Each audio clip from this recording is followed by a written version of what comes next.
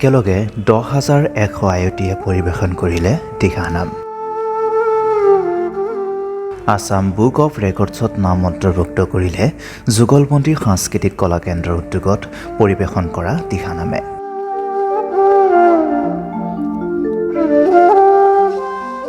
একে মঞ্চতে গঢ়িলে সৰ্বাধিক মহিলাই হাত চাপৰি মৰা ৰেকৰ্ডো। আউনীআটী সত্ৰৰ সত্ৰাধিকাৰ ডক্টৰ পীতাম্বৰ দেৱ গোস্বামী, দিহা সম্ৰাট কমলা গগৈ, বিধায়ক অখিল গগৈ উপস্থিত থাকে শিৱসাগৰৰ অনুষ্ঠানত।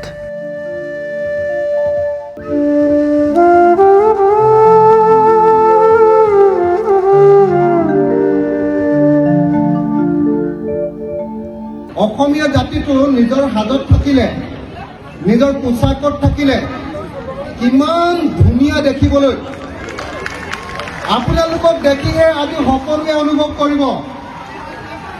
মই জোৰকৈ হাততালি বজাবৰ কাৰণে অনুৰোধ কৰিছোঁ। অসমীয়া জাতিৰ এই ধুনীয়া, আপোনালোকে চাওক, অসমীয়া জাতিৰ এই ধুনীয়া চেহেৰা 10,000 গৰাকী মহিলাই নিজৰ অসমীয়া সাজ পোছাক পিন্ধি একেলগতে আমাৰ শংকৰী কলাকৃষ্টি প্ৰদৰ্শন কৰিবৰ কাৰণে আহিছে, দিহানাম প্ৰদৰ্শন কৰিবৰ কাৰণে আহিছে। মই সকলোকে একেলগতে হাততালি বজাবৰ কাৰণে অনুৰোধ কৰিছোঁ।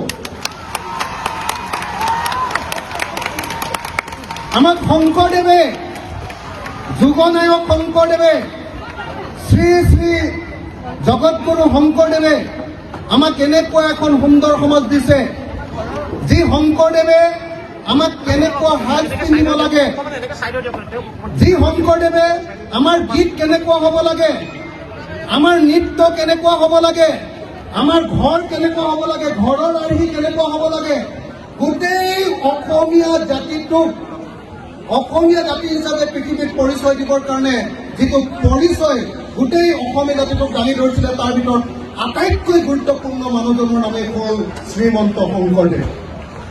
আৰু সেই শংকৰী পৰম্পৰা, শংকৰদেৱৰ পাছত শংকৰী পৰম্পৰাত সৃষ্টি হোৱা এই নামটোৱে হ'ল আজি আপোনালোকে পৰিৱেশন কৰিব খোজা দিহা নাম। দিহা মানে মই ইয়াত ক'বলৈ গ'লে, মই আচলতে বিশেষ যেটো নাজানো, মই বেছি ক'বলৈ গ'লে চাগে গীতালী বাইদেউহঁতে, নিৰ্মলা বাইদেউহঁতে মোক গালিয়ে পাৰিম, হয়নে নহয়? আৰু বিশেষকৈ কমলা ইয়াত আছে, কমলা গগৈ, হয়নে নহয়?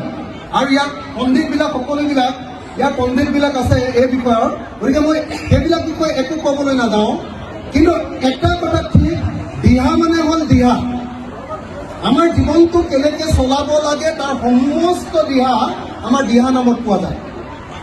গতিকে সেই দিহা নামক আপোনালোকে সমূহীয়াভাৱে এনেকৈ ষ্টেডিয়ামৰ মাজলৈ যে লৈ আহিছে, এনেকুৱাতে 10,000 গৰাকী মহিলাই একেলগতে পৰিৱেশন কৰিবলৈ লৈছে।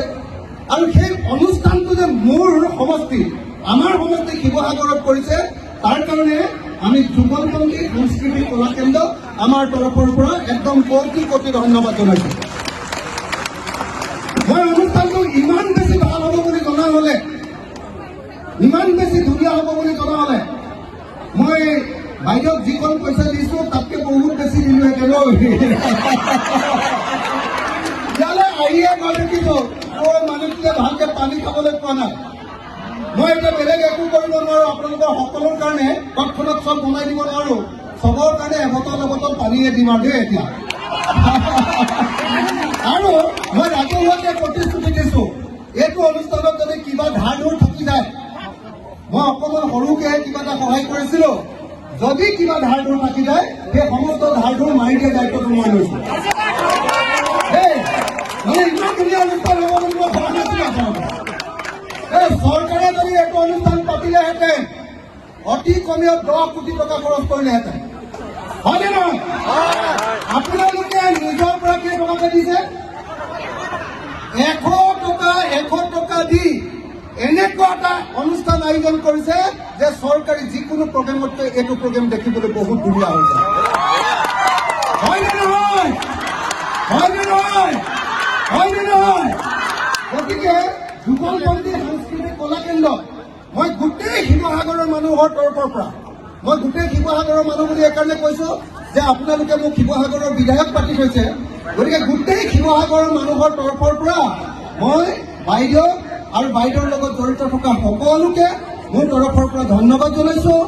ইয়াতে যিসকল শিল্পী বাদ্যযন্ত্ৰৰ লগত জড়িত হ'ব আৰু কমলাকে ধৰি আমাৰ কমলা মোৰ মানে ভাই কমলা গগৈ ক'ত গ'লি ঐ কমলা কিমান দূৰত আছে তোমাৰ কমলা গগৈ দিহা নামৰ নাম মানে কমলা গগৈ হয়নে নহয় এই কমলা গগৈ আজি আমাৰ ইয়াত আছে গতিকে মই সকলোকে শিৱসাগৰবাসী হৈ মই এটা সেৱা ল'ব খোজো ইয়াতে মঞ্চতে লওঁনে তাতে গৈ লওঁ সেইডোখৰত গৈ এটা সেৱা লৈ মোৰ বক্তব্য শেষ আপোনালোকৰ সকলোৰে সন্মুখত এটা খালী সেৱা লওঁ ৰাইজৰ নহ'লে আগলৈ গৈ সেৱা এখন বসে কমলা সকলোৱে কমলাৰ কাৰণে এটা হাত চাপৰি দিয়ক গোটেই অসমতে দিহানাম পৰিৱেশন কৰি দিহানাম নামক একদম জনপ্ৰিয় কৰি ৰাখিছে হয়নে নহয় তো গতিকে মই সকলোকে ধন্যবাদ জনালো আৰু এতিয়া মই এটা দীঘলকৈ আপোনালোকৰ সন্মুখত সেৱা ল'ব খোজো আপোনালোকৰ সন্মুখত যিসকলে আমাৰ অসমীয়া জাতীয় সংস্কৃতি ৰক্ষা কৰি আছে সত্ৰীয়া সংস্কৃতি ৰক্ষা কৰি আছে আপোনালোকৰ সন্মুখত এটা সেৱা লৈ